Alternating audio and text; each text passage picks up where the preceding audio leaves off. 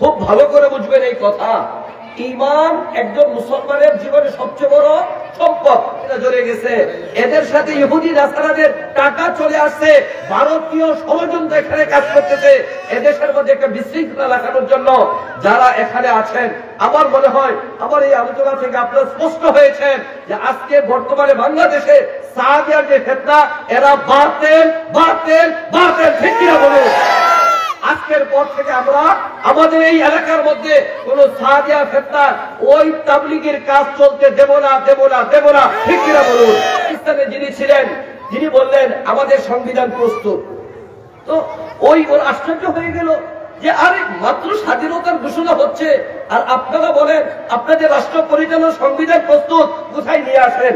তখন পাকিস্তানের যিনি ছিলেন তিনি কি করলেন, এই কোরআনে কারীমকে নিয়ে আসলেন, আইনে নিয়ে এসে বললেন ওই ব্রিটিশদেরকে এই কোরআনে কারীম হলো মুসলিম রাষ্ট্র পরিচালনার একমাত্র সংবিধান, বলি আল্লাহু আকবার।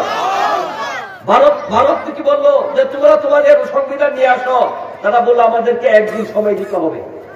14 আগস্ট পাকিস্তান স্বাধীনতা লাভ করে আর 15 আগস্ট হিন্দুস্তান স্বাধীনতা লাভ করে, এই একদিন ব্যবধান কেন?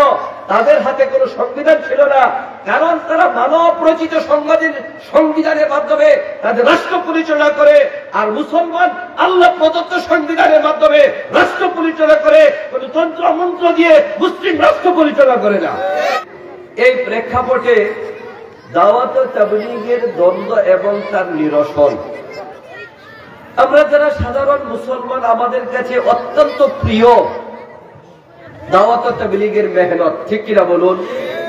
আমরা কখনোই চাই না এই মেহনত এর মধ্যে কোনো ফাটল ধরুক, এই মেহনতকে নিয়ে কেউ সমালোচনা করুক, এই দাওয়াত ও তাবলীগের মেহনত বন্ধ হয়ে যাক, এই মেহনত নিয়ে সারা বিশ্বের মধ্যে কোন নেগেটিভ মেসেজ যাক, এটা আমরা কেউ চাই না, ঠিক কিনা বলুন? কিন্তু এরপরেও কেন আজকের এই দ্বন্দ্ব এবং এই দ্বন্দ্বের নিরসন কোথায়, আমাদের জন্য কি করণীয়? আল্লাহ চাহিত সংক্ষিপ্ত সময়ের মাঝে আমি চেষ্টা করবো আপনাদের সামনে এই বিষয়টাকে উপস্থাপন করার জন্য। আল্লাহ তাআলা আমাকে সেই তৌফিক দান করেন। ওমা তৌফিক ইল্লা বিল্লাহ। মুহতারাম হাজিরিন, একজন মানুষের কাছে মুসলমান হিসাবে সবচেয়ে মূল্যবান সম্পদ হলো তার ঈমান। আমি আপনি মুসলমান হিসাবে আপনার আমার কাছে সবচেয়ে মূল্যবান সম্পদ হলো কি? সকলেই বলুন, সবচেয়ে মূল্যবান সম্পদের নাম কি? ঈমান। এটা দুনিয়াতেও পরকালেও, দুনিয়াতেও পরকালেও। দুনিয়াতে ঈমানের মূল্যটা সবচেয়ে বেশি কেন? এই যে আমি আপনি এখন এই জান্নাতের বাগান এখানে আসছি, হাদিসে পাকের মধ্যে আছে মান সালাকা তারিকান ইয়ালতামিসু ফীহি ইলমা সাহালাল্লাহু বিহি তারিকান ইলাল জান্নাহ। যেই ব্যক্তি আলেম অন্বেষণের জন্য ঘর থেকে বের হবে, আল্লাহ রাব্বুল আলামিন ওই ব্যক্তির জন্য জান্নাতের রাস্তাকে সহজ করে দেবে। সুবহানাল্লাহ। আমি আপনি ঘর থেকে যখন আজকের এই মাহফিলে আসার জন্য বের হয়েছি, প্রতিটি কদমে 10টা করে নেকি হয়েছে, 10টা করে গুনাহ মাফ হয়েছে, 10টা করে মর্যাদা বুলন্দ হয়েছে। সুবহানাল্লাহ। এই যে আমি বাজারে যাচ্ছি, অন্য জায়গায় যাচ্ছি, হাঁটতেছি, ওই তখন তো আমার জন্য এই প্রতিদান ঘোষণা হয়নি। আমি মাহফিলে আসতেছি, হেঁটে হেঁটে আসতেছি, এই যে প্রতিটা কদমে কদমে নেকি হচ্ছে, গুনাহ মাফ হচ্ছে, মর্যাদা বুলন্দ হচ্ছে, এটা কিসের বদৌলতে? আপনার আমার কাছে ঈমান আছে, এই ঈমানের বদৌলতে আল্লাহ তাবারক ওয়া তাআলা আপনার আমার আমলনামায় ওই নেকি দান করে। সুবহানাল্লাহ। মুহতারাম হাজিরিন, একজন মুসলমান তার জীবনে যেই কাজ করবে, যদি তার ঈমান থেকে প্রতিটি কাজ নেকের পাল্লায় উঠবে। আমাদের অনেকের মাঝে এই ধারণা, আমি নামাজ পড়তেছি, রোজা রাখতেছি, হজ করতেছি, কোরআনে কারীমের তেলাওয়াত করতেছি, এগুলো সরাসরি ইবাদত, ঠিক কিনা বলুন? আমি যখন এই কাজগুলো করি, এই কাজগুলো থেকে আল্লাহ রাব্বুল আলামিন আপনার আমলনামায় নেক দিবেন, এটাই স্বাভাবিক। রোজা রাখি, নামাজ পড়ি, হজ করি, যাকাত দেই, কোরআনে কারীমের তেলাওয়াত করতেছি, এই যে দিনে আলোচনা করতেছি, আপনারা শুনতেছেন, এটা নিশ্চিত ইবাদত, এর মধ্যে সওয়াব দিবেন। কিন্তু দুনিয়াবি কিছু কাজ আছে, যেই কাজগুলো আমরা আমি একজন মানুষ হিসাবে জীবন বেঁচে থাকার জন্য করে থাকি, কিন্তু ওই কাজগুলো থেকে সওয়াব পাওয়া যাবে যদি আপনি আমি ঈমানদার হই। যেমন মনে করেন ঘুম এটাও একটা ইবাদত হবে, কিন্তু স্বাভাবিক পথে ঘুম এটা আমাদের প্রত্যেকের একটা শারীরিক চাহিদা। রাত্র যখন গভীর হবে, সারাদিন পরিশ্রম করবেন, ক্লান্তি থাকবে, রাত্র যখন গভীর হবে অটোমেটিকলি আপনার চোখে ঘুম চলে আসে না? এই যে ঘুম চলে আসতেছে, আপনি না চাইলেও একটা সময় এমন একভাবে তন্ত্র আসতেছে একবার, দুইবার, তিনবার, এরপরে আস্তে আস্তে আপনি ঘুমাই যাইতেছেন। এখন সকালবেলা যখন ঘুম থেকে উঠতেছেন, সারাদিন পরিশ্রমের যে মানসিক চাপ ছিল, শারীরিক ক্লান্তি ছিল, এই ঘুমের কারণে আপনার সবকিছু দূর হয়ে গেছে। স্বাভাবিক পথে আমি রাত্রেবেলা ঘুমাইলাম, এই ঘুমটা আমার শারীরিক চাহিদা পুরা হলো, এটা ইবাদত হওয়ার কথা নয়। ঠিক কিনা বলুন? এটা ইবাদত হওয়ার কথা নয়। কিন্তু যখন আপনার আমার ঈমান আছে, একটু শুধু চিন্তা করে আমি ঘুমাই, আমি ঘুমানোর সময় ডান কাত হয়ে ঘুমাবো, ঘুমানোর সময় ঘুমের দোয়া করে ঘুমাবো, আর এই নিয়ত করে ঘুমাবো যে আল্লাহ আমি ঘুমাচ্ছি, শেষ রাত্রে উঠে ইনশাআল্লাহ আমি সম্ভবত তাহাজ্জুদের নামাজ পড়বো, কমপক্ষে ফজরের নামাজ জামাতের সাথে পড়বো। মুহতারাম হাজিরিন, এই যে সারাটা রাত্র আপনি আমি ঘুমাইলাম, এই ঘুমটা আপনার আমার ইবাদতের মধ্যে গণ্য হয়ে যাবে। সুবহানাল্লাহ। এটা কখন? যখন আপনার আমার ঈমান থাকবে। খুব ভালো করে বুঝবেন এই কথা। ঈমান একজন মুসলমানের জীবনে সবচেয়ে বড় সম্পদ। আপনি খেতে খামারে কাজ করবেন, চাকরি করবেন, রিক্সা চালাইবেন, আপনি যা কিছু করবেন, সবকিছুর ক্ষেত্রে যদি শুধু এই চিন্তাটা থাকে যে আমি পরকালকে আমার অর্জনের জন্য, আল্লাহকে রাজি খুশি করার জন্য আমি করতেছি, ওইখানে ইবাদত হবে।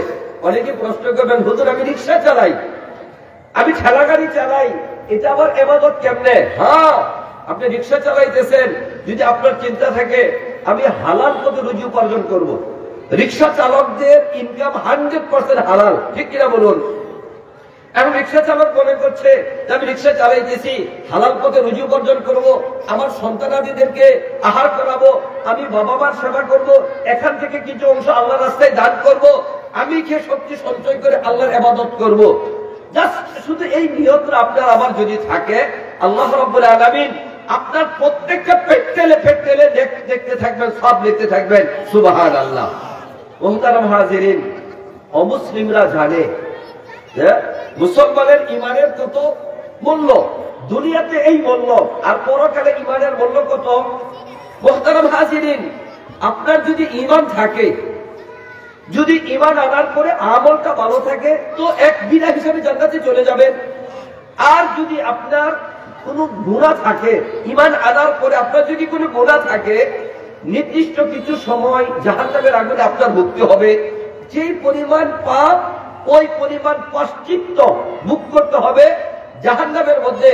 এরপরে একদিন না একদিন আপনার জান্নাত যাওয়ার সুযোগ হবে। সুবহানাল্লাহ। মুহতারাম হাজিরিন, আপনারা এই কথা বলতে পারেন, হুজুর জাহান্নামে যাওয়ার পরে শাস্তি যদি ভোগ করতে হয়, তাহলে জান্নাতটা কি করব? মুহতারাম হাজিরিন, ওই দিকে যাব না। শুধু এতটুকু বিশ্বাস আর ইয়াকিন রাখেন, আপনার আমার দুনিয়ার জিন্দেগির শুরু আছে, শেষ আছে, কিন্তু পরকালের জিন্দেগির শুরু আছে, কিন্তু তার কি নাই? শেষ নাই, তার কোনো শেষ নাই।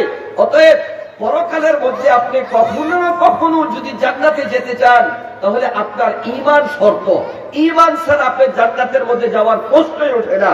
মুহতারাম হাজিরিন, জান্নাতে যাওয়ার জন্য শর্ত হলো ঈমান। আর জান্নাতের কোয়ালিটি, আপনার কোন মানের জান্নাত আল্লাহ তাআলা আপনাকে দিবে, তার নির্ভর করবে আপনার নেক আমলের উপর। আপনার আমল যত ভালো হবে, তত উচ্চ মানের জান্নাত পাবেন। আপনার আমল যত খারাপ হবে, তত নরমাল জান্নাত পাবেন। আসলে আল্লাহর জান্নাত নরমাল বলতে কিছু নেই। আমি আপনি আরে কোন দিকে যাব কথা আল্লাহ জানে। যেই ব্যক্তি সর্বশেষ জান্নাতে যাবে জাহান্নাম থেকে, সর্বশেষ যেই ব্যক্তি জাহান্নামের শাস্তি ভোগ করার পরে একেবারে সর্বশেষ যেই ব্যক্তি জান্নাতের মধ্যে যাবে, ওই ব্যক্তিকেও এই দুনিয়ার 10 দুনিয়ার সমান একটা জান্নাত দেওয়া হবে। আর একটু আস্তে বলেন সুবহানাল্লাহ। তাহলে কি মনে করেন, যেই ব্যক্তি সর্বশেষ জান্নাতের মধ্যে যাবে, ওই ব্যক্তির জান্নাত যদি হয় এই দুনিয়ার 10 দুনিয়ার সমান, তাহলে যেই ব্যক্তি সর্বপ্রথম জান্নাতে যাবে, যেই ব্যক্তির জান্নাত হবে সর্বোচ্চ মানে, তাহলে তার জান্নাতটা কোন কোয়ালিটির হবে শুধু একটু বিবেচনা করুন। যাই হোক মুহতারাম হাজিরিন, এই যে মুসলমানের ঈমান, দুনিয়াতে আমল কবুল হওয়ার জন্য শর্ত, সাধারণ আমল করবে এটা নেকের পাল্লা হওয়ার জন্য শর্ত, পরকালে জান্নাতে যাওয়ার জন্য ঈমান শর্ত। মুসলমানের এই ঈমান যেন নষ্ট হয়ে যায়, মুসলমানের ঈমান যেন ঠিক না থাকে, এই জন্য ইহুদি এবং নাসারা, হিন্দু এবং বৌদ্ধরা, এই পৃথিবীর মাঝে যত অমুসলিমরা বসবাস করে, সকল অমুসলিমদের সকলের ঐক্যমতে একটাই চেষ্টা, যেভাবেই হোক মুসলমানের ঈমানকে নষ্ট করতে হবে, মুসলমানের ইসলামকে ধ্বংস করতে হবে, মুসলমান যেন তার খাঁটি ঈমান নিয়ে বসবাস করতে না পারে তার ব্যবস্থা করতে হবে। ঠিক কিনা বলুন মুহতারাম হাজিরিন, আজকে যদি আমরা বিশ্বের দিকে তাকাই, আমাদের দেশে বিশ্বের যে অবস্থা, আমাদের মুসলিম রাষ্ট্রগুলোকে সকল অমুসলিমরা ভাগ বটোরা করে খাইতেছে। আমরা ছোটকাল থেকে শুনে আসতেছি, যুগ যুগ ধরে ফিলিস্তিন একটা স্বাধীন রাষ্ট্র ছিল, যে রাষ্ট্রের উপর ইসরায়েল অযৌক্তিকভাবে, অমানবিকভাবে আন্তর্জাতিক সমস্ত আইনকে লঙ্ঘন করে তারা ফিলিস্তিনিদের উপর একের পর এক আক্রমণ করতেছে। এই ইহুদি সম্প্রদায় এরা ফিলিস্তিনকে খাচ্ছে, ফিলিস্তিনের উপর আক্রমণ করতেছে। এই ভারতীয় দাদা বাবুরা এরা কি করতেছে, কাশ্মীর একটা মুসলিম অধ্যুষিত এলাকা, এরা যুগ যুগ ধরে ওই কাশ্মীরের উপর নির্যাতন করে আসতেছে। এই ভারতীয় হিন্দুরা, এই মালাউনরা বার্মা এবং আরাকানের মধ্যে নির্যাতন করে আসতেছে, এদেরকে স্বাধীন মতো বসবাস করতে দিতেছে না। খ্রিস্টানরা আমাদের এদেশের মধ্যে বিভিন্ন ধরনের কার্যক্রম চালাইতেছে। খ্রিস্টানরা সোমালিয়াকে দখল করে আছে, বিভিন্ন মুসলিম রাষ্ট্রের মধ্যে তারা আতঙ্ক বিরাজ করতেছে, মুসলিম রাষ্ট্রগুলো দখল করে এদের উপর নির্যাতন আর শোষণ নিপীড়ন চালাচ্ছে।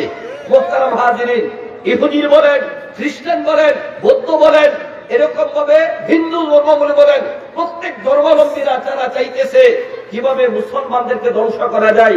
মুহতারাম হাজিরিন, হাদিসে পাকের মধ্যে আছে, আল্লাহ রাসূল বলছেন কিয়ামতের আগে এই উম্মতের কি অবস্থা হবে।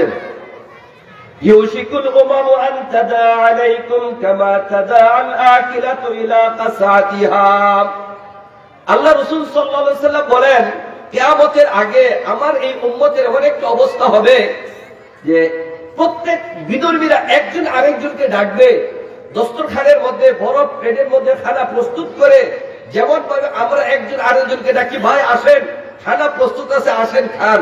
আল্লাহ রাসূল বলতেছেন কিয়ামতের আগে তাদা আল আকিলাতু ইলা কাসআতিহা, যে মুসলিম রাষ্ট্রগুলোকে দখল করার জন্য, মুসলমানদের ঈমানকে নষ্ট করার জন্য, মুসলমানদেরকে জুলুম নির্যাতন শোষণ করার জন্য অমুসলিমরা একজন আরেকজনকে ডাকবে। সাহাবারা জিজ্ঞেস করলেন, ফাকালা কাইলুন ওয়া মিন কিল্লাতি নাহনু ইয়াওমাইদিন, হে রাসূল, আমরা কি ওই দিনকার সংখ্যায় কম থাকার কারণে কাফের এবং বেদিনরা আমাদের উপর এরকম আক্রমণ করবে, মুসলিম রাষ্ট্রগুলো বাগবটোরা করে খাবে, এটা কি আমরা সংখ্যায় কম হওয়ার কারণে? আল্লাহ রাসূল বলেন, বাল আনতুম ইয়াওমাইদিন কাসীর, ওই দিনকার তোমরা সংখ্যায় থাকবে অনেক, ওয়ালাকিন কুনতুম গুসাউন কাবুসাইস সাইর, তোমরা হবে একটা খড়কুটার মতো, মুসলিম জাতিগুলো হবে একটা খড়কুটার মতো। আল্লাহ রাসূল বলেন, ওয়ালা ইয়ানজিআন্নাল্লাহু মিন সুদুরি আদুবিকুম আল মাহাবাতা মিনকুম, যে দুশমনের অন্তর থেকে তোমাদের যে একটা ভয় ছিল, এই ভয় দূর হয়ে যাবে। অনেক লম্বা হাদিস। আল্লাহ রাসূলকে সর্বশেষ জিজ্ঞাসা করা হয়েছিল, ইয়া রাসূলুল্লাহ, এমনটা কেন হবে? আল্লাহ রাসূল বললেন, এমন হবে যে তোমাদের অন্তরের মধ্যে ওহান চলে আসবে, তোমাদের অন্তরের মধ্যে ওহান চলে আসবে। সাহাবা আজমান জিজ্ঞাসা করলো, ওমান আহান, ওহান কি জিনিস? আল্লাহ রাসূল বললেন, হুব্বুদ দুনিয়া ওয়া কারাহিয়াতুল মউত, দুনিয়ার ভালোবাসা এবং মৃত্যুকে অপছন্দ করা। মৃত্যুকে অপছন্দ করা, দুনিয়ার ভালোবাসা যখন মুসলমানের অন্তরের মধ্যে গালেব হবে, মুসলমান শুধু দুনিয়া অর্জন করে, দুনিয়ার ভালোবাসা তার অন্তরে ভরপুর, পরকালের ভালোবাসা, কোরআন হাদিসের ভালোবাসা তার অন্তরে নেই, ঠিক এমন সময় মুসলমানের অন্তরের মধ্যে দুর্বলতা চলে আসবে। আর এটাকে পুঁজি করে অমুসলিমরা মুসলিম রাষ্ট্রগুলোর উপর আক্রমণ করবে আর শোষণ নিপীড়ন চালাবে। আপনারা বলুন এখন আমাদের মধ্যে সে অবস্থা আছে না নেই?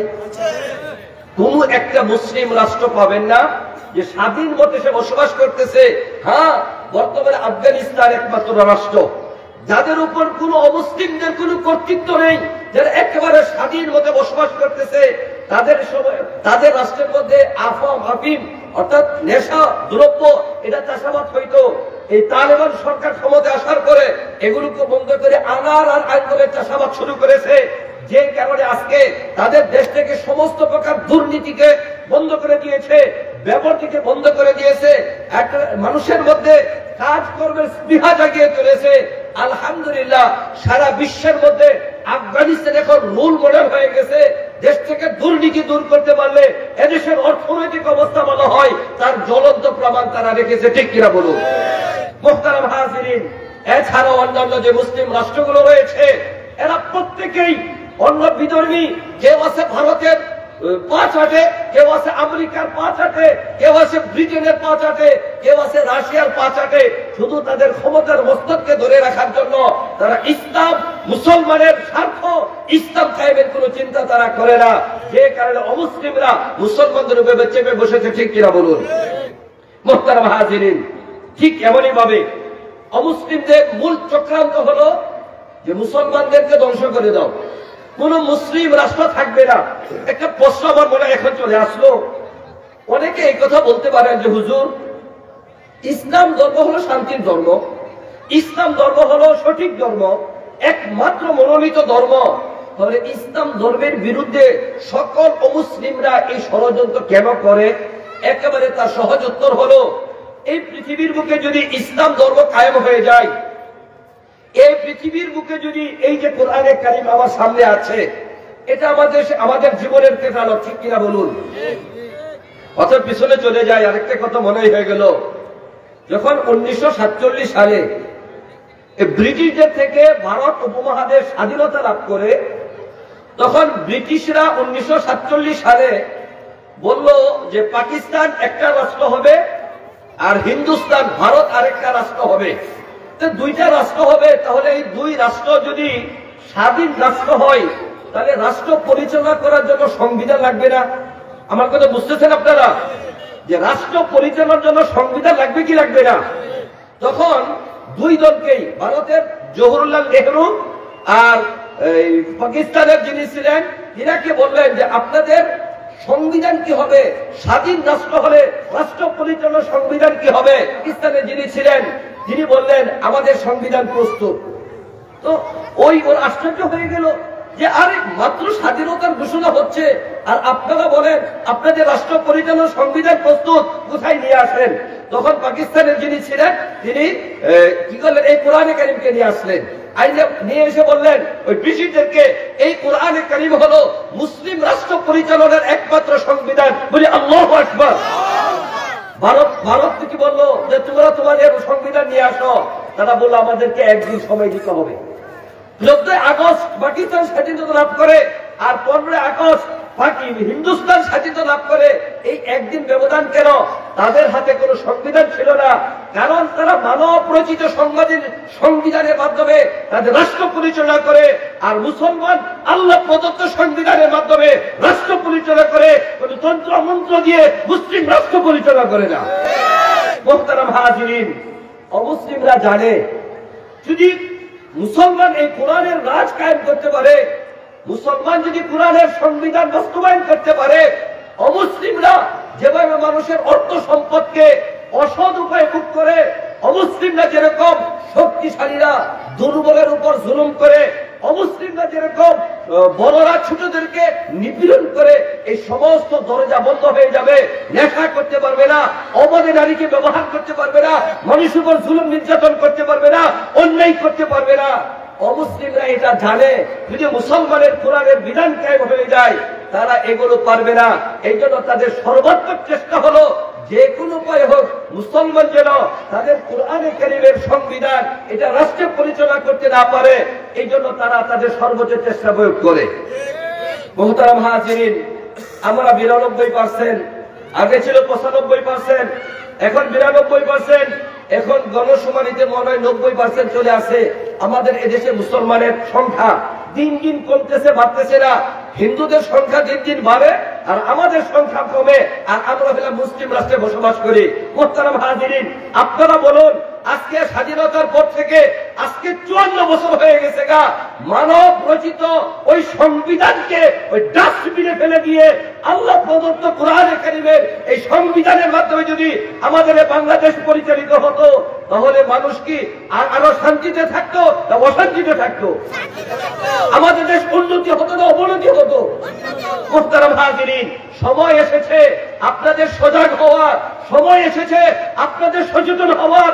আগামীর বাংলাদেশ এই কোরআনে কারিমের বাংলাদেশ, আগামীর বাংলাদেশ ইসলামের বাংলাদেশ, আগামীর বাংলাদেশ ধর্মপথ মুসলমানের বাংলাদেশ, ঠিক কিনা বলুন?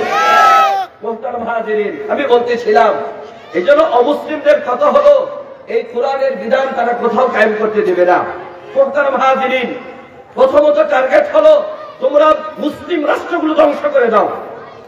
যদি মুসলিম রাষ্ট্রগুলো তোমরা ধ্বংস করতে না, আল্লাহ রাসূল সাল্লাল্লাহু আলাইহি ওয়াসাল্লাম হাদিসে পাকের মধ্যে বলেন, আমার শেষ জামানার উম্মতের এমন একটা অবস্থা হবে, সকালবেলা ঘর থেকে ঈমান নিয়ে বের হবে, সন্ধ্যাকালীন ঘরে কাফের হয়ে ফিরবে, সন্ধ্যাকালীন ঘর থেকে ঈমান নিয়ে বের হবে, আবার সকালবেলা ঘরে কাফের হয়ে ফিরবে। একজন মুসলমান সেই জানতেই পারবে না কোন কাজের কারণে, কোন আমলের কারণে, কোন কথার কারণে, কোন বিশ্বাসের কারণে তার ঈমান চলে গেছে, ঠিক কিনা বলুন? মুহতারাম হাজিরিন, এই জন্য অমুসলিমদের মূল কাদিয়ানি ফিতনা চলে আসছে। মুহতারাম হাজিরিন, আমি ওই ফিতনাগুলো নিয়ে কথা বলতে পারবো না। কাদিয়ানি ফিতনা এমন একটা জটিল ফিতনা যে আপনি যদি কাদিয়ানি তাদের মতাদর্শকে গ্রহণ করুন, তাহলে দেখবেন আপনি ঈমান হারা হয়ে গেছে। কাদিয়ানি ফিতনা এতটা জটিল, যেরকম ভাবে হিজবুত তাওহীদের ফিতনা। আপনারা ওই যে সেলিম নামে এক বন্ড প্রতারক, নাম শুনছেন না? হিজবুত তাওহীদ নামে তাওহীদের দল, একত্ববাদের দল, সে হলো হিজবুত তাওহীদের ইমাম সেলিম, যার মুখের মধ্যে দাঁড়িয়ে নেই, কোরআন কারীমের সহিহ তেলাওয়াত জানে না, আবার নামাজ পড়ে যে কিভাবে নতুন এক পদ্ধতিতে নারী এবং পুরুষকে একসাথে বসায় রাখছে।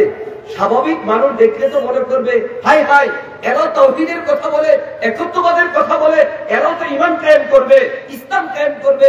সাধারণ মানুষ এদেরকে দেখে ধোঁকা খায়। কাদিয়ানি ফিতনা, এরপরে আপনার হিজবুত তাওহীদের ফিতনা, এরপরে আছে আমাদের সমাজের মধ্যে ইহুদি এবং নাসারারা ধর্মান্তরের ফিতনা, মাজার পূজারীদের ফিতনা। এই যে আক্রোশী, দেওয়ানবাগী, রাজারবাগী, পাঁচবাগী, আরো কত মাজার ওয়ালারা আছে, আর কি বলে ওই যে আক্রোশী, কত ধরনের মাজার ওয়ালারা আছে।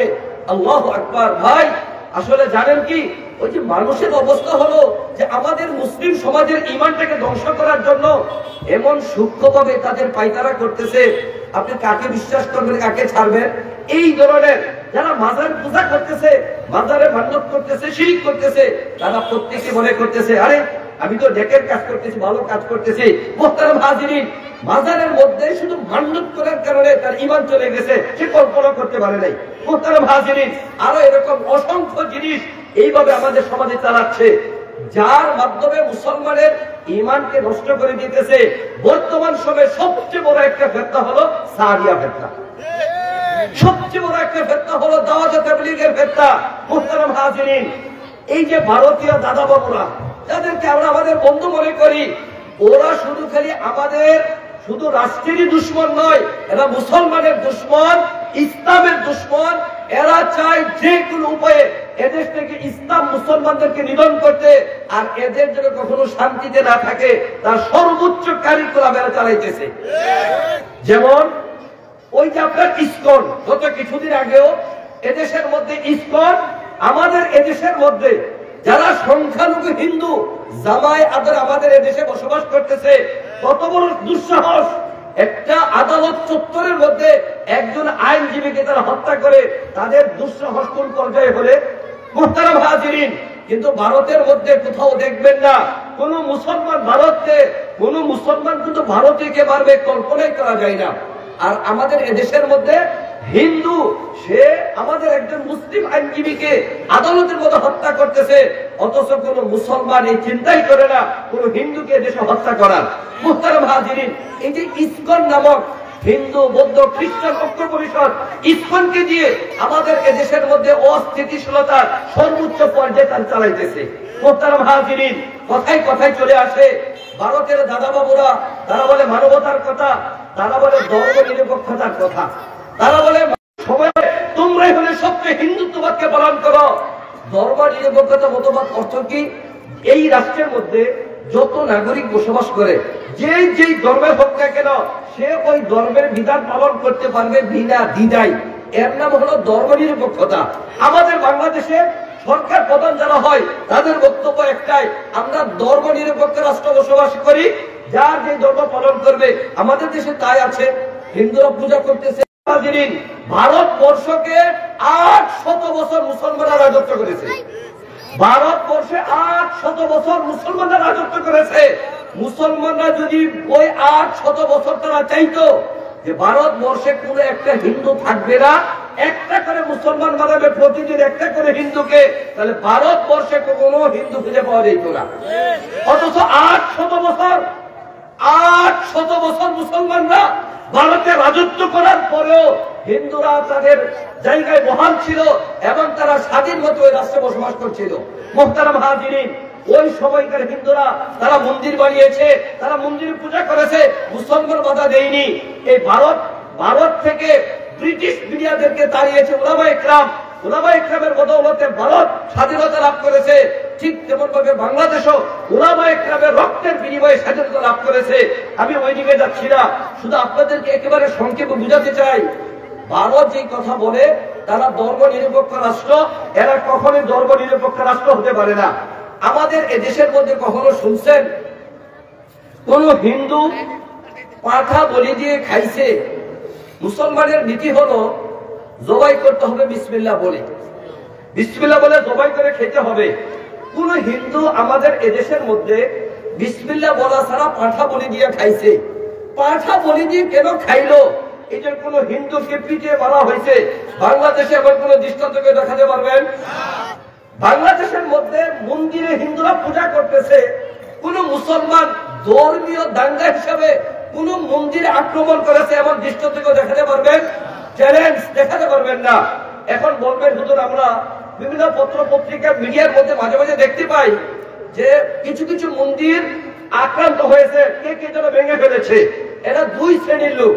এক হলো কখনো কখনো হিন্দুরাই নিজেরাই নিজেদের মন্দিরের মধ্যে আক্রমণ করে ভারতের দয়া আর অনুগ্রহ পাওয়ার জন্য সারা বিশ্বে বাংলাদেশকে আসামির কাঠগড়ায় দাঁড় করানোর জন্য নিজেরাই কখনো কখনো নিজেদের মধ্যে মন্দিরকে ভেঙে তারা মিডিয়ার মধ্যে প্রচার করে মুসলমান ভেঙে ফেলেছে, ঠিক কিনা বলুন? আবার কখনো কখনো আমাদের এদেশে অসাধু রাজনীতির ফলাফলে রাজনৈতিক ফায়দা নেওয়ার জন্য অনেক সময় অনেকে যে মন্দির উপর আক্রমণ করে একদল আরেক দলকে ফাঁসাতে চায়। শুধু মুসলমান ধর্মীয় অনুভূতিতে আঘাত আনার জন্য কখনোই মন্দির উপর আক্রমণ করে নাই, এমন কোন দৃষ্টান্ত বাংলাদেশে কেউ দেখাতে পারবে না, ঠিক কিনা বলুন? মুহতারাম হাজিরিন, ভারতের মধ্যে 31 আগস্ট 2024 উত্তরপ্রদেশে দাদুইতে মোহাম্মদ আখলাক নামে এক যুবককে গরুর মাংস খাওয়ার কারণে পিটিয়ে হত্যা করছে। বিবিসির খবর থেকে নেওয়া, এটা মিথ্যা হওয়ার কোন সুযোগ নেই। মুহতারাম হাজিরিন, দিল্লি হরিয়ানা চরখিতে সাব্বির মালিক নামে এক যুবককে গরুর গোশত রাখার কারণে পিটিয়ে হত্যা করেছে। বাইকিটি নামে এক মুসলিম যুবককে গরুর গোশত খাওয়ার কারণে পিটিয়ে হত্যা করেছে। ওরা যখন মুসলমানকে হত্যা করে শুধু পিটিয়ে হত্যা করে ক্ষান্ত হয় না, ওদেরকে বাধ্য করে আল্লাহ আল্লাহ লা ইলাহা ইল্লাল্লাহ বলার পরিবর্তে জয় শ্রীরাম বলতে ওরা বাধ্য করে। আর তারা বলে ধর্ম নিরপেক্ষতার কথা। মুহতারাম হাজিরিন, 1992 সালের 6 ডিসেম্বর ভারতের উত্তরপ্রদেশে অযোধ্যার বাবরি মসজিদকে তারা ধ্বংস করে দেয়। মুহতারাম হাজিরিন, আমি ইন্ডিয়াতে অনেকবার সফর করেছি, কলকাতা, পশ্চিমবঙ্গ, দক্ষিণবঙ্গ, আমি আপনার কি বলে যে কয়েকটা এরিয়াতে আমি সফর করার সুযোগ হয়েছে এবং আমি 3 বার ইন্ডিয়াতে গেছি। বহু জায়গা এখনো পতিত করে আছে, এগুলো কাজকাম করা হয়নি। মুহতারাম হাজিরিন, মুসলমানদের সাথে কি পরিমাণ তাদের বিদ্বেষ! তারা বাবরি মসজিদ মুঘল সম্রাটের আমলে সে 800 বছর আগে যখন মুসলিম শাসক ছিল তারা ওই বাবরি মসজিদ নির্মাণ করেছিল, তখন হিন্দুদের কোনো ক্ষমতাই ছিল না, তাদের কোনো ধর্মীয় প্রচারণা তেমন ছিল না। ওই সময়কার জমানায় বাবরি মসজিদ নির্মাণ করা হয়েছে। এই মুদি কসাই ক্ষমতা আসার পরে সে বলতেছে কি এই বাবরি মসজিদের নিচে মন্দির আছে, এখানে মন্দির আছে, অতএব এই মসজিদ ভেঙে তারা রাম মন্দির প্রতিষ্ঠা করেছে। এই মসজিদ ভেঙে মুহতারাম হাজিরিন, সত্যিকার অর্থেই যদি তোমরা ধর্ম নিরপেক্ষ মতবাদকে বিশ্বাস করো, আমার কথা আপনারা বুঝতেছেন কিনা? যদি সত্যিকার অর্থে তোমরা ধর্ম নিরপেক্ষ মতবাদকে বিশ্বাস করো, তাহলে মুসলমানের মসজিদ যেখানে ওইখানেই থাকুক। ভারতে তো জায়গার অভাব নেই, তোমরা অন্য জায়গায় তোমাদের মন্দির বানাও। মুহতারাম হাজিরিন, 12টা মসজিদ, ঐতিহাসিক 12টা মসজিদ বানছে। আমি সবগুলো বিস্তারিত আমি বলতে পারবো না। জ্ঞানপাপী মসজিদ বারাণসী উত্তরপ্রদেশে, যেখানে মসজিদের এক পাশে পূজা করার অনুমতি দেওয়া হয়েছে। মসজিদ আছে, এক পাশে পূজা করবে, আরেক পাশে ইবাদত করবে। কেন? তোমরা আলাদা পূজা মণ্ডপ বানাও, মসজিদের মধ্যেই পূজা করার অনুমতি দিয়ে দিছে। এরপরে আপনার শাহী ঈদগাহ, মথুরা উত্তরপ্রদেশ জামি মসজিদ, জামা মসজিদ, শেখ সেলিম চিশতিয়া দরগা ফাতেহপুর সিকরি উত্তরপ্রদেশ, আটাল মসজিদ জয়পুর উত্তরপ্রদেশ, শামসি মসজিদ বদর উত্তরপ্রদেশ, তিরওয়ালি মসজিদ লখনৌ উত্তরপ্রদেশ, কামাল মাওলা মসজিদ ধান উত্তরপ্রদেশ, বাবা মুদনগিরি দরগা চিকমাকারু কর্ণকাট মসজিদ। এই সকল মসজিদকে তারা ভেঙে দিয়েছে আর মসজিদকে ভেঙে তারা মন্দির কায়েম করেছে। এটা কি ধর্ম নিরপেক্ষ মতবাদ? এটা কখনো ধর্ম নির্বাচন হতে পারে? মুহতারাম হাজিরিন, এখানে শুধু তারা ক্ষান্ত নয়, এই যে আমাদের সবচেয়ে পরিচিত আপনার আজমির শরীফ, আপনারা আজমির শরীফের নাম শুনছেন না? খাজা মঈনুদ্দিন চিশতি রাহমাতুল্লাহ আলাইহি জিনার খানকা যেখানে আজমির শরীফ, তাদের এক হিন্দু আদালতের মধ্যে রিট করেছে, হিন্দু আদালতের মধ্যে রিট করেছে যে আজমির শরীফের নিচে তাদের মন্দির আছে, আজমির শরীফের নিচে মন্দির আছে, অথবা আজমির শরীফকে ভেঙে ফেলে মন্দির বানাতে হবে। এর অর্থ হলো মুসলমানদেরকে কতটা নির্যাতন করে যায় মানসিক ভাবে, ধর্মীয় ভাবে, সমস্ত নির্যাতন ওই ভারতীয়রা মুসলমানদের উপর করতেছে। ঠিক কিনা বলুন? মুহতারাম হাজিরিন, শুধু যে তারা তাদের দেশে বসে, শুধু যে তারা তাদের দেশের মধ্যে বসে নির্যাতন করতেছে, ব্যাপারটা এমন নয়। তারা আরো প্রতিবেশী যে সমস্ত দেশ রয়েছে ওই দেশগুলোর উপর নির্যাতন করতেছে। এরা হলো উগ্র। এরা উগ্র। কেমন উগ্র দেখুন, একটা দেশের সাথে অন্যান্য যে দেশের সম্পর্ক থাকে, স্বাভাবিক মতে ওই দেশগুলোর সাথে সুসম্পর্ক রাখতে হয়। এই ভারতের একদিকে হলো চীন, তাদের সাথে লাল কুমড়া সম্পর্ক, আরেকদিকে হলো তাদের বার্মা আরাকান, এরা সবসময় তাদের উপর নির্যাতন করতেছে, একটা আতঙ্কের মধ্যে আছে। আরেকদিকে হলো নেপাল, এই নেপালের সাথে তাদের সম্পর্ক ভালো না। আমরা মুসলিম সংখ্যাগরিষ্ঠ রাষ্ট্র, আমাদের সাথে ভারতীয়দের সম্পর্ক ভালো না, এটা মেনে নেওয়া যায়, কারণ আমরা মুসলিম, তারা অমুসলিম। কিন্তু নেপাল যেখানে 81%, যেখানে 81% হিন্দু, ওদের সাথে তোমাদের সম্পর্ক ভালো নেই কেন? কারণ হলো ওরা সবসময় চায় তাদের মতাদর্শকে বাস্তবায়ন করতে, তাদের স্বার্থকে হাসিল করতে, তাদের লাভটাকে দেখতে। প্রতিবেশীর স্বার্থে, রাষ্ট্রের স্বার্থ, তাদের লাভ, তাদের সহমর্মিতা একদম তারা চিন্তা করে না। যে কারণে ওই নেপালের সাথে সম্পর্ক ভালো নেই, আমাদের সাথে সম্পর্ক ভালো নেই। মুহতারাম হাজিরিন, এই যে ভালো না থাকার ফলে তারা আমাদের এদেশের মধ্যে ইসকনকে লেলিয়ে দিয়েছে, ইসকনকে লেলিয়ে দিয়েছে। বিগত সরকারের আমলে একবারে আপটু বাটন রাষ্ট্রের প্রতিটি পর্যায়ের মধ্যে ইসকনের সমস্ত কর্মকর্তাদেরকে এমন সুযোগ সুবিধা দেওয়া হয়েছে, তোমরা অবাধে কাজ করবে, তোমাদের স্বাধীনতা থাকবে। ইসকনের গুড়াটা এতই মজবুত ছিল, তারা চেয়েছিল এদেশের মধ্যে এমন একটা দাঙ্গা লাগাবে যে কখনো ওই দাঙ্গা ফিরে যাবে না। মুহতারাম হাজিরিন, আমার কথা আপনারা বুঝতেছেন কিনা আমি জানি না। ইসকনের কত বড় জানেন? ওদের যে সমস্ত সবচেয়ে বড় মারাত্মক যে ব্যাপারগুলো ছিল, তাদের টার্গেট ছিল মুসলমানকে ধ্বংস করা, তাদের টার্গেট হলো ধর্মীয় দাঙ্গা দেশের মধ্যে লাগানো। তাদের বড় একটা ষড়যন্ত্র হলো কি জানেন? যে লাভ জিহাদ। লাভ জিহাদ, তাদের মধ্যে লাভ জিহাদের ঘোষণা করেছে। লাভ জিহাদ কোনটা? আমাদের এদেশের মধ্যে হিন্দু মুসলিমরা একসাথে আমরা বসবাস করতেছি, আমাদের কারো চেহারার মধ্যে লেখা নেই সে হিন্দু সে মুসলমান, লেখা আছে না থাকার কারণে অনেক হিন্দু স্কুলের সদস্যরা মুসলিম সেজে একটা মুসলিম বোনের সাথে একটা সম্পর্ক কায়েম করে। হিন্দু সুন্দর করে সালাম দিতেছে, আমাদেরকে যে কত হিন্দু সালাম দেয় এটা বলে শেষ করা যাবে না, কল্পনাই করতে পারবেন না। এই যে হিন্দু, আমার এক লোকের সাথে দীর্ঘদিন ধরে পরিচয়, ও আমাকে সুন্দর করে সালাম দেয়, আমি সালামের উত্তর দেই।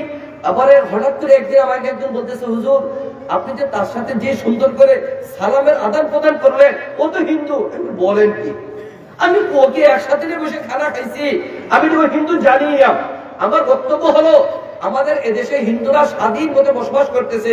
এই ইসকনের সদস্য যারা, ওরা কি করে আমাদের মুসলিম মুখে টার্গেট করে, প্রথমত সালাম কালাম, এরপরে সে ধর্মীয় আচার নেচার নিয়ে তার সাথে কথা বলে।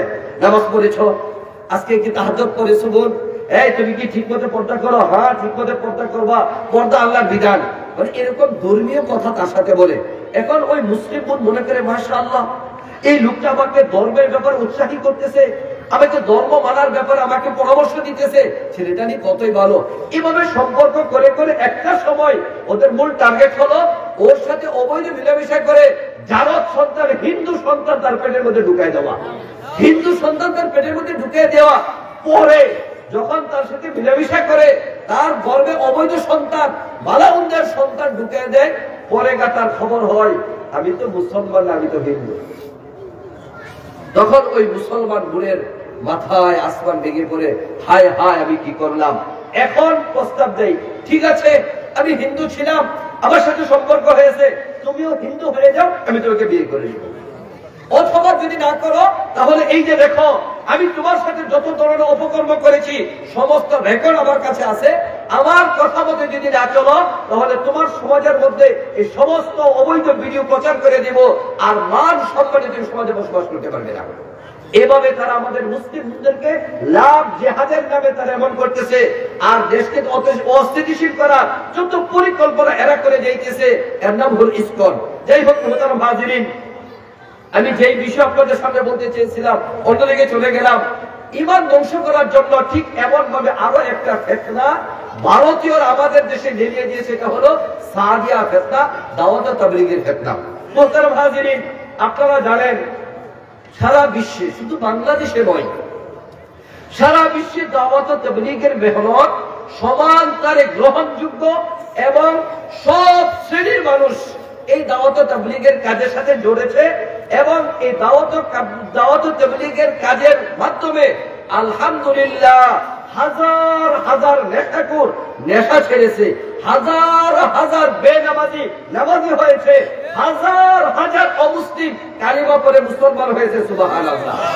মুহতারাম হাজিরিন, এই দাওয়াত ও তাবলীগের মেহনতের মাধ্যমে তাদের যে নিয়ম নীতি, তাদের যে আচার নেচার, তাদের যে ব্যবহার, এটা হলো সবচেয়ে বিনয়ী, সবচেয়ে নম্র, সবচেয়ে ভদ্র।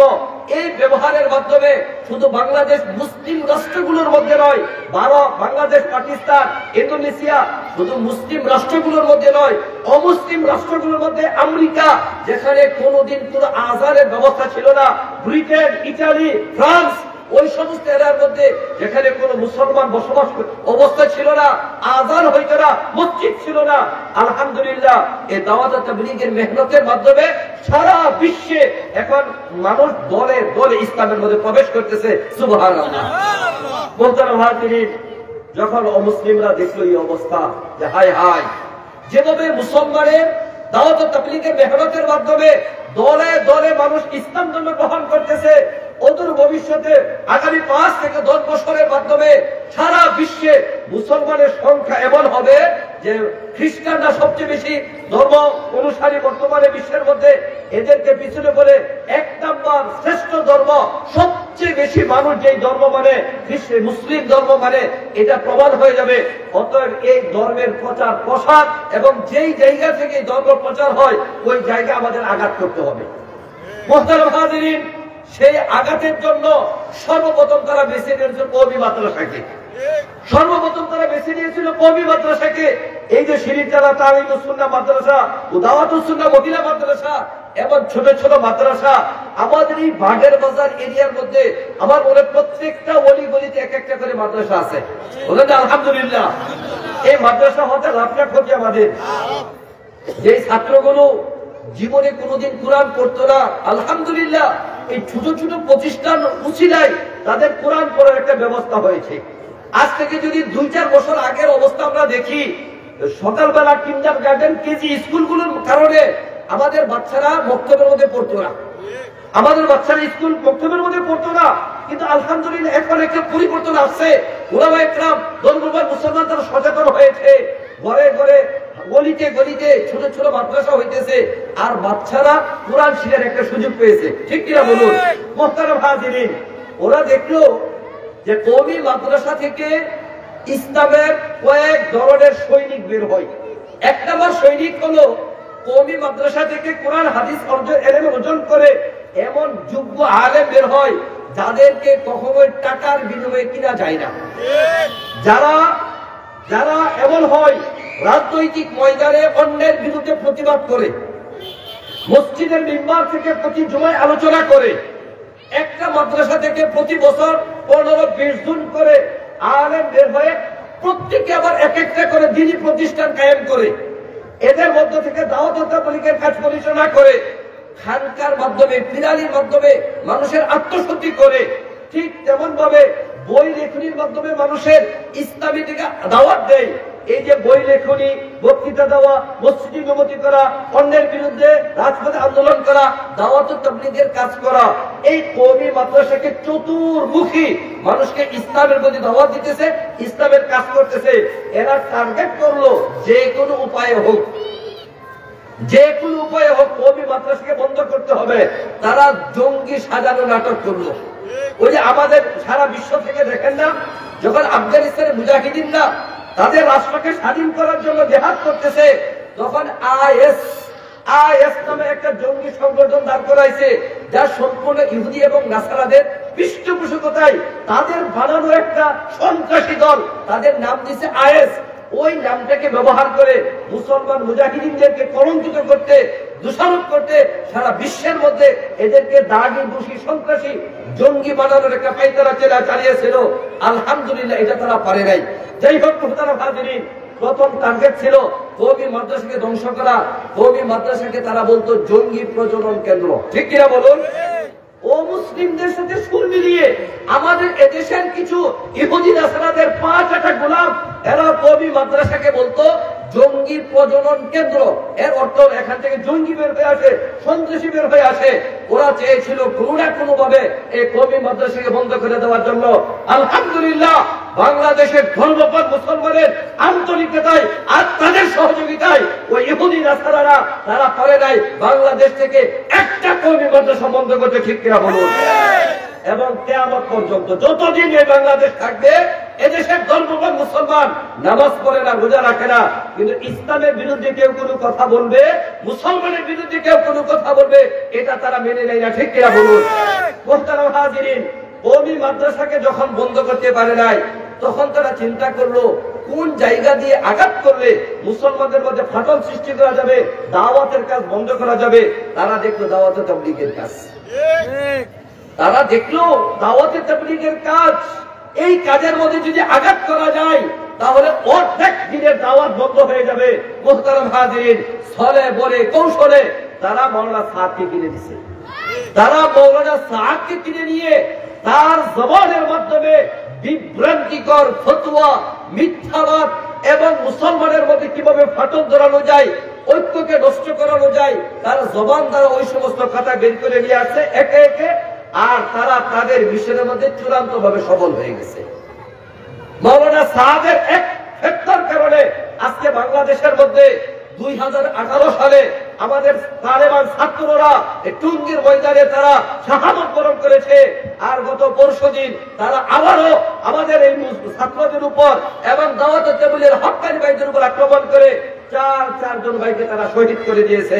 মুহতারাম হাজিরিন, আমি একেবারে সংক্ষেপ আপনাদেরকে বলবো এই সাদ সাহেবের ফেতনাগুলোর অবস্থা কি। আমাদের উত্তরণের উপায়টা হলো মূল এখান থেকে, কিন্তু দু একটা মতাদর্শ যদি আপনাদেরকে না শোনাই তাহলে বুঝবেন না আমরা কেন সাদের সাথে বিরোধ। অনেকে প্রশ্ন করে যে হুজুর আপনারা মারামারি করবেন, আমরা কোথায় যাব? বলে না এই কথা? এটা আসলে বড় দুঃখজনক। শত্রু যদি চিহ্নিত থাকে তার সাথে মোকাবেলা করা কিন্তু সহজ, কিন্তু ভাই যদি শত্রু হয়, বন্ধু যদি শত্রুর মতো আচরণ করে, তাহলে কিন্তু তার সাথে মোকাবেলা করা যায় না। ঠিক কিনা বলুন? মোহতারাম হাজিরিন, বলুন তো আমাদের এই এলাকার মধ্যে যারা সাদিয়া ফিতনায় আক্রান্ত হয়েছে এমন অনেক ভাই আছে যারা আমাদের মতন দেখতে পাঞ্জাবি টুপি পাগড়ি পরতেছে, কত সুন্দর লেবাস ছিল, এখন সে সাদিয়া মতবাদের কারণে মতাদর্শের কারণে পথভ্রষ্ট হয়ে গেছে। কিন্তু সাধারণ মানুষ কি চিনতে থাকে?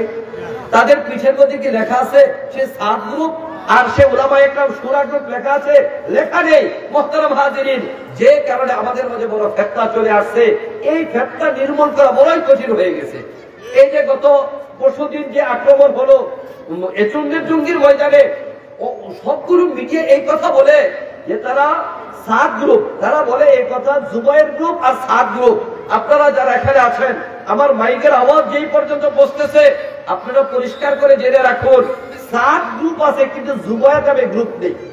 জুবায়ের নামে দাওয়াত ও তাবলীগের কোনো গ্রুপ নেই, বরং আলমী শুরার মতে যেই গ্রুপ চলে উলামা ইকরামের গ্রুপ, তারা এটাকে এই গ্রুপটাকে তারা বলে জুবায়ের পন্থী গ্রুপ। আসলে জুবায়ের সাহেব কোনো পন্থী নয়, আমরা হলাম আলমী শুরা। সারা বিশ্বে দাওয়াত ও তাবলীগ যে পরামর্শের মধ্যে চলতেছে আমরা ওই শুরা। এখন মিডিয়ারা প্রচার করে কি যে এই যে টঙ্গীর ময়দানে 4 জন মানুষ শাহাদাত বরণ করলো, বলে সাদ গ্রুপ আর জুবায়ের গ্রুপ দ্বন্দ্বে, তাদের মধ্যে সংঘর্ষে 4 জন মারা গেছে। মুহতারাম হাজিরিন, পরিষ্কার করে জেনে রাখুন, এখানে কোনো সংঘর্ষ হয় না। সংঘর্ষ কিভাবে হয়? একদল ওই দিক থেকে আসতেছে আর একদল এই দিক থেকে আসতেছে, দুই দল যখন একসাথে মুখোমুখি হয় এটাকে বলে সংঘর্ষ, ঠিক কিনা বলুন? উলামা ইকরাম এই যে হাক্কানি দাওয়াত তাবলীগের দল, তারা ইসলামের ময়দানে ঘুমিয়ে আছে, তারা ইসলামের ময়দানে ঘুমিয়ে আছে। আমি ওই যে আমাদের ভাগের বাজারে হাজী আব্দুল মান্নান সাহেব, যারা তো দাওয়াত তাবলীগের কাজ করে নিশ্চয়ই ছিলেন, হাজী আব্দুল মান্নান সাহেব, ওনার কাছে আমরা যা গতকালকে দেখা করেছি, আমাদের মাদ্রাসার মুতারিম সাহেব হাজী আফজাল আলী সাহেব, ওই যে সিদ্দিক দিলের ছিল মাযহার, আমরা যে ওই হাজী আব্দুল মান্নান সাহেবের সাথে দেখা করেছি, ওনার থেকে জানতে চেয়েছি অবস্থাটা কি ছিল। ওনাদের কাছে খবর আসছে 10টার সময় যে ওই সাদিয়া গ্রুপ এই তাদের উপর আক্রমণ করবে। তারা প্রস্তুতি নিয়ে, যারা আক্রমণ করতে না পারে আত্মরক্ষার জন্য তারা প্রস্তুতি নিয়ে বসে আছে। 10টা, 11টা, 12টা, 1টা বেজে গেছে, তারা আর আসে না।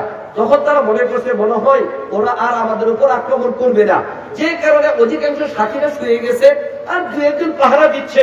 রাত্র 2:30, 3টা যখন বাজে, রাত্র 2:30, 3টা বাজে, তারা 50,000-এর অধিক সশস্ত্র অস্ত্র শস্ত্র লাঠি সুতা সহ এই ঘুমন্ত দাওয়াত তাবলীগ এবং উলামা ইকরামদের উপর ঝাঁপিয়ে পড়েছে, নির্মমভাবে পিটিয়ে ছাত্র এবং উলামা ইকরাম এবং দাওয়াত তাবলীগের সাথী যারা ছিল তাদেরকে পিটে আহত করেছে এবং 4 জনকে তারা শহীদ করে ফেলেছে।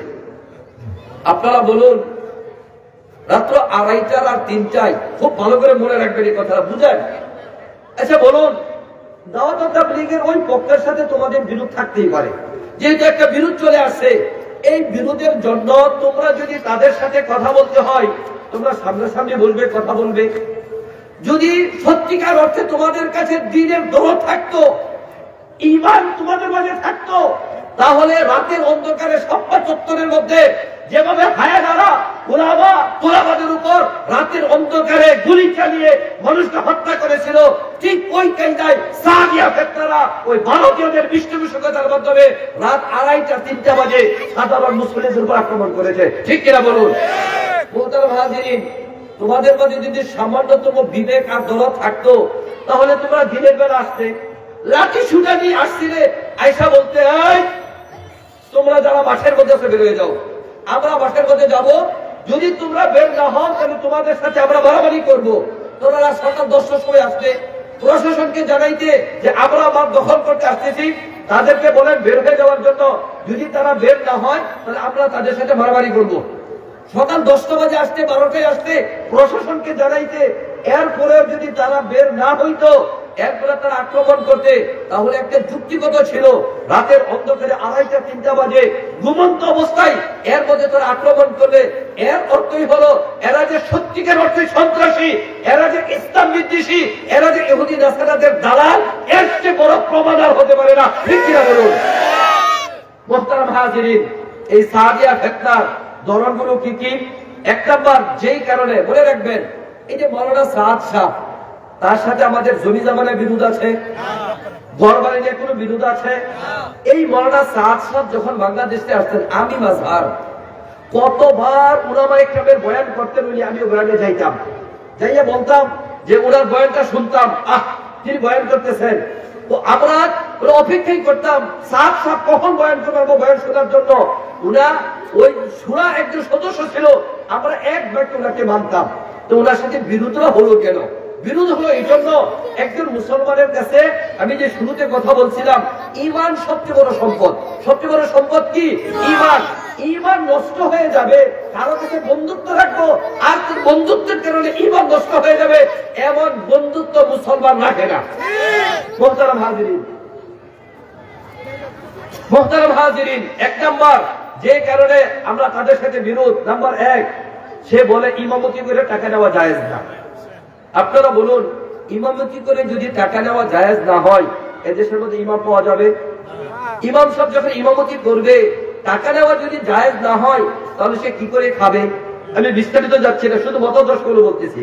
দুই নাম্বার, সে বলে কুরআন যদি বুঝে না পড়া হয়, তাহলে ওয়াজিব তরকের গুনাহ হবে। এই যে কোরআনে কারীম যদি কোনো ব্যক্তি না বুঝে পড়ে, তাহলে ওয়াজিব তরকের গুনাহ হবে। আচ্ছা আপনারা বলুন তো, আমাদের সমাজের মধ্যে নয়, শুধু সারা বিশ্বে কত পার্সেন্ট মানুষ পাওয়া যাবে মুসলমান যারা কোরআনটাকে বুঝে পড়ে? কত পার্সেন্ট পাওয়া যাবে? সর্বোচ্চ 10% মনে করেন। সারা বিশ্বের মধ্যে যে মুসলমান যারা কোরআন পড়ে আর কোরআনের অর্থ জানে, এমন সর্বোচ্চ কয় পার্সেন্ট পাওয়া যাবে? সর্বোচ্চ 10%। মুহতারাম হাজিরিন, এই সাদিয়া ফিতনা তারা এটা প্রমাণ করতে চায় যে মুসলমান যেন কোরআনে কারীম তেলাওয়াত থেকে সরে যায়। কারণ হলো, মুসলমান যদি কোরআনে কারীমের তেলাওয়াত থেকে সরে যায়, তাহলে কখনোই তাদের দ্বীনের মধ্যে আপনার পথভ্রষ্টতার যে অন্ধকার, এটা দূর হবে না, হেদায়েতের আলো চলবে না। কোন মুসলমান কোরআন বুঝুক আর না বুঝুক, যখন কোরআনে কারীমকে তেলাওয়াত করবে, আল্লাহ প্রদত্ত একটা নূর তার অন্তর মধ্যে সৃষ্টি হবে। তার দিন আখিরাতমুখী হবে, আল্লাহমুখী হবে, পরকালকে বিশ্বাস করবে, ইসলামের প্রতি আসার জন্য তার মনের মধ্যে একটা আগ্রহ সৃষ্টি হবে। যে কারণে ওরা চায় যেন মুসলমান কোরআন না পড়ে, এই জন্য লাগাইছে কোরআন না বুঝে করলে কবিরা গুনাহ হবে। মুহতারাম হাজিরিন, এরা বলে মাদ্রাসায় পড়ায়া যে টাকা নেই, বেশ্যারা বেশ্যাগিরি করে যে টাকা উপার্জন করে, ওইটা যেরকম মাদ্রাসায় পড়ায় টাকা না এরকম। সবাই বললেন না নাউজুবিল্লাহ? আরেকটু আসতে বলেন নাউজুবিল্লাহ। মুহতারাম হাজিরিন, আপনারা বলুন, কওমি মাদ্রাসায় পড়ায় যদি টাকা নিলে বেশ্যার মতো, বেশ্যার কাজের মতো টাকা হয়, তাহলে মুসলমান কওমি মাদ্রাসায় পড়াবে? মুহতারাম হাজিরিন, ও বলে কওমি মাদ্রাসায় যাকাত দেওয়া জায়েজ না। ও বলে কওমি মাদ্রাসায় যাকাত দেওয়া জায়েজ না। এই যে কওমি মাদ্রাসায় যাকাত দেওয়া জায়েজ না, কওমি মাদ্রাসায় পড়াইলে এই টাকা বেশ্যার টাকার মতো, এটা যে ইহুদি নাসারাদের কথা, ইহুদি নাসারাদের দালাল, এটা বুঝতে আর কার কোনো সমস্যা আছে? মুহতারাম হাজিরিন, এরপরে আরো অনেক বিভ্রান্তিকর ফতোয়া সে দিয়ে আমাদের আজকে মুসলমানের মধ্যে বিভক্ত সৃষ্টি করেছে। বিভক্তির সবচেয়ে বড় কারণ একটা, সেটা হলো সাদ। আজকে মাওলানা সাদ সে তার বিভ্রান্তমূলক সকল বক্তব্যকে প্রত্যাহার করো, আগামীকালকে তাকে আমরা আমির হিসেবে মেনে নিব। আমাদের শুধু বাংলাদেশের নয়, সারা বিশ্বের সকল মুবাল্লিগ তাবলিগী সাথীরা এটাকে আমির বলে মেনে নেবেন। কিন্তু এখন যে পর্যায়ে আসছে, তারা এমন ভাবে ফেতনা ফাসাদ লাগাইতেছে, একজন মানুষকে খুন করার পিছনে যদি 1000 মানুষ জড়িত থাকে, ইসলামের বিধান হলো ওই 1000 মানুষকে ফাঁসি কাস্টে ঝুলাতে হবে। কেন তোমরা একজন মানুষকে হত্যা করলা? 2018 সালে এই সাদিয়া উলামায়ে কেরাম আর তারা দুইটা দল, তাদের দলের আমিরের নাম হইল ওয়াসিফ। সে একটা জেনারেল শিক্ষিত ইঞ্জিনিয়ার ছিল। তখন উলামায়ে কেরাম বলছে, ঠিক আছে, মৌলানা সাদ যেহেতু মসজিদে, মৌলানা জুবাইর সাহেব যখন কাকরাইল মসজিদে ইমামতি করেন 4 জুমা, তাহলে ওয়াসিফকে বলো 1 জুমা ইমামতি করতে। ওয়াসিফকে হাই হাই বলে কি, আমি তো জীবনে ইমামতি করতে পারবো না। মুহতারাম হাজিরিন, মূল কথা হলো, যদি আপনাদের কোথাও কোনো জানতে পারেন আমাদের এই অত্র এরিয়ার ভিতরে ওই সাদ গ্রুপের কেউ দাওয়াত তাবলীগের কাজ করতেছে, শুধু আমাদেরকে জানাবেন, তারপরে যা ব্যবস্থা নেওয়ার ইনশাআল্লাহ আমরা সেই ব্যবস্থা নিব। আর আপনারা যারা হক্কানি উলামায়ে কেরামের সাথে লেগে আছেন, এই দাওয়াত তাবলীগের কাজ আরো বেগবান করুন, আরো বেশি করে সাথে লেগে থাকুন। ইনশাআল্লাহ এই কাজ পরকালে আপনাকে আমাকে জান্নাতে পৌঁছে দেবে। ঠিক কিনা বলুন? আল্লাহ রাব্বুল আলামিন যে আলোচনা করলাম সে আলোচনার উপর আমাকে এবং আপনাদের সকলকে আমল করার তৌফিক দান করুন। যে প্রতিষ্ঠানের পক্ষ থেকে আজকের এই মাহফিল হলো, আল্লাহ তাআলা প্রতিষ্ঠানকে কবুল করে নিন, এই প্রতিষ্ঠানের ছাত্র উস্তাদদেরকে কবুল করে নিন। জড়ে গেছে, এদের সাথে ইহুদি নাসারাদের টাকা চলে আসছে, ভারতীয় ষড়যন্ত্র এখানে কাজ করতেছে এদেশের মধ্যে একটা বিশৃঙ্খলা লাগানোর জন্য। যারা এখানে আছেন, আমার মনে হয় আমার এই আলোচনা থেকে আপনারা স্পষ্ট হয়েছেন যে আজকে বর্তমানে বাংলাদেশে সাদিয়ার যে ফিতনা, এরা বাতিল বাতিল বাতিল, ঠিক কিনা বলুন? আজকের পর থেকে আমরা আমাদের এই এলাকার মধ্যে কোন সাদিয়া ফিতনা, ওই তাবলীগের কাজ চলতে দেব না, দেব না, দেব না, ঠিক কিনা বলুন?